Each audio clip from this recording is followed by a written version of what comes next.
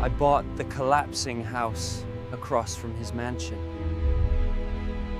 Revenge doesn't always come from anger. Sometimes it grows quietly, like a seed planted by pure arrogance. For me, that seed was planted the day my wife, Wall Street CEO, a guy named Jeffrey Harrington, mocked my entire life in front of his whole company. It was the annual company picnic. Harrington, drink in hand, his eyes dripping with superiority, turned to my wife, Carol. "And your husband?" he asked loudly. "He's... what again? A handyman?"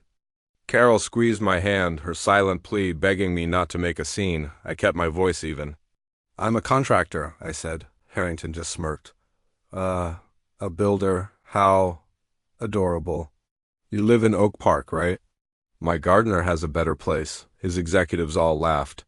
My jaw tightened, and I could see Carol's face flush with embarrassment, but I didn't explode, I didn't argue. I didn't give him the satisfaction. I just smiled. The kind of smile that meant a storm was coming.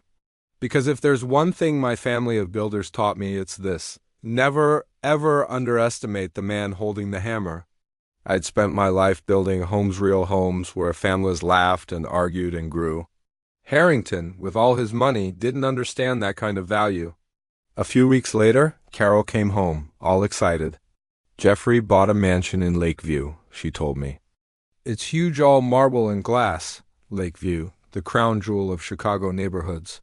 And right across from that brand new mansion was an abandoned, rotting old house that nobody wanted. I stared at the online listing. This was it.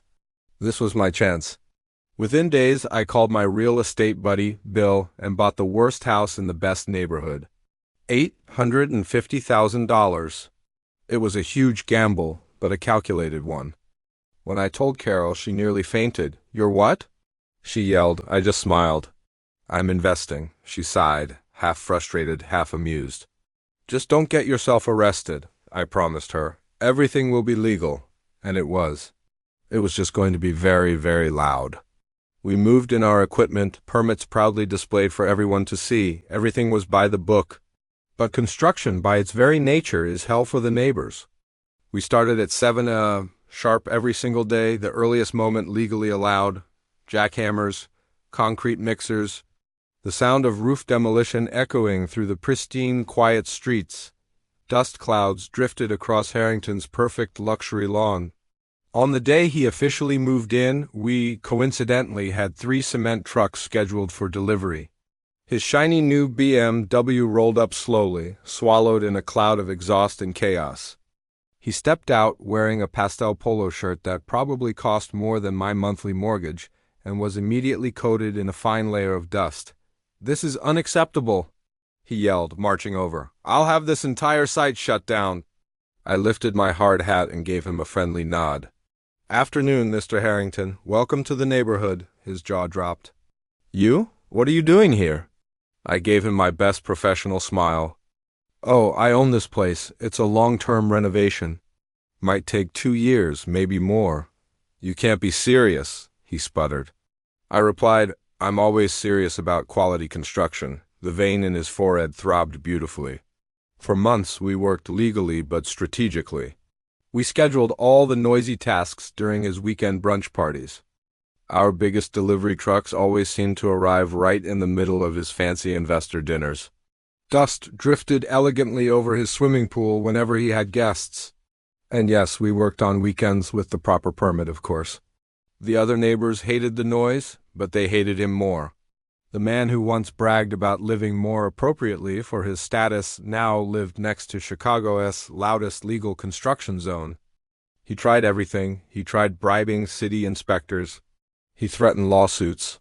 He even tried offering me 3, then 5 times what I paid for the house. I declined every single time. "This is about respect," I told him once.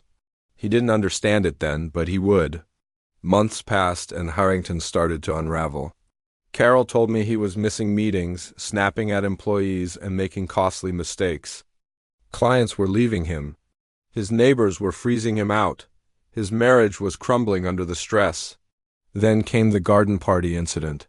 He was hosting a gathering of old money investors on his perfectly manicured lawn. And we had a septic tank delivery scheduled, legally, perfectly timed. The smell was biblical. Mrs. Petton, a woman who managed a $90 million portfolio, reportedly looked him in the eye and said, "Jeffrey, what kind of incompetent buys a mansion across from that?" He lost her entire account the next day. Carol came home, wide-eyed. "He threw a stapler across the conference room today," she whispered. I tried very hard not to smile. 1 year after he moved in, Harrington put his mansion on the market.